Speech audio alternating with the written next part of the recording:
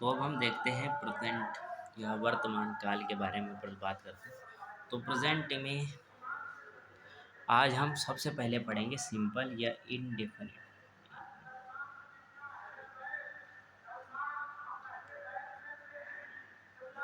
जो अनिश्चित काल के लिए हों। इनके पहचानने का तरीका ये है कि इन वाक्यों के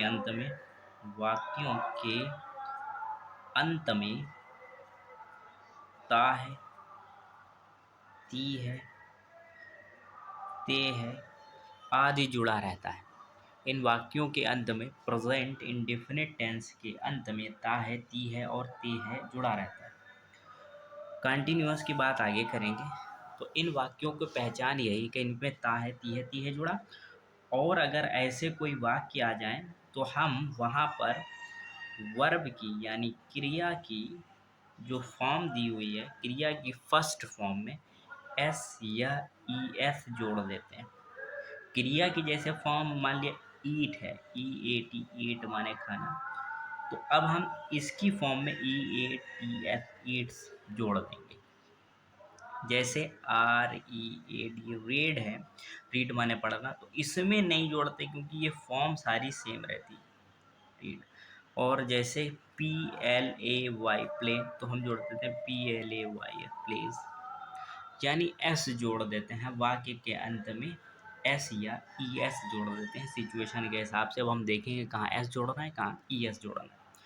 तो जैसे वह जाता है, जाता है, ये एक सेंटेंस। वह कोई आदमी होगा, कोई लड़का हो सकता है या कोई लड़की हो सकती है। वह जाती अगर लड़की होती तो लड़का या आदमी हो सकता है या कोई पुरुष हो। अब वह क्या कर रहा है, वो कोई काम कर रहा है, किसका, जाने का, जाने का काम। तो यहाँ पर क्रिया हो गई भाई। क्रिया क्या है, जा, और जा किसे कहते हैं, गो। अब क्रिया है जा और जा को कहते हैं गो, तो यहाँ पर वह के लिए यूज करते हैं ही। और अब ये वाला है, तो हमने बताया ता है, ती है या ते है। तो वहाँ पर आपको इसके बाद कोई हेल्पिंग वर्ब लगाने की ज़रूरत नहीं। हेल्पिंग वर्ब की जगह पर इस वर्ब में जो एक्शन वर्ब है, इसी में एस या ई एस जोड़ देते हैं। तो ही तो हो लिख दिया हमने, और जी ओ जोड़ देते हैं, गो। तो अब इसके साथ हम, वो हमसे कह रहा है एस या ई एस जोड़ो, तो हम लिखें भाई, हम जोड़ देते हैं इसमें E S, goes, he goes, वह जाता है। बिल्कुल सिंपल इंडेफिनिट सेंटेंस होते हैं। इसमें कोई भी मेन वर्ब नहीं लगती। मेन वर्ब जैसे है का हम यूज़ नहीं करेंगे। है के लिए ता है या ती है के लिए ही हमने एस या ई एस का प्रयोग किया। ई एस का जो हम प्रयोग कर रहे हैं वो ता है, ती है के लिए ही कर रहे हैं। तो एक सेंटेंस जैसे हम दूसरा लिखें, सीता घर जाती है। सीता एक लड़की, तो सीता की स्पेलिंग सीता बन जाएगी। जाती, ती है के लिए हम क्या लगाएंगे, ती है, ते है के लिए एस या ई एस जोड़ देते हैं। सिंपल सी बात बार बार बताइए। ती है, ते है, ती है के लिए हम एस या ई एस। तो जा के लिए गो होता है, तो गो तो हमने लिखा, और ती है के लिए ई एस, गोज। कहाँ जाती है, घर, तो होम या हाउस यूज करते हैं। अब सीता घर जाती है, जो वाक्य तो बन गया, लेकिन सीता घर जाती है क्या मतलब, सीता घर की तरफ जाती है।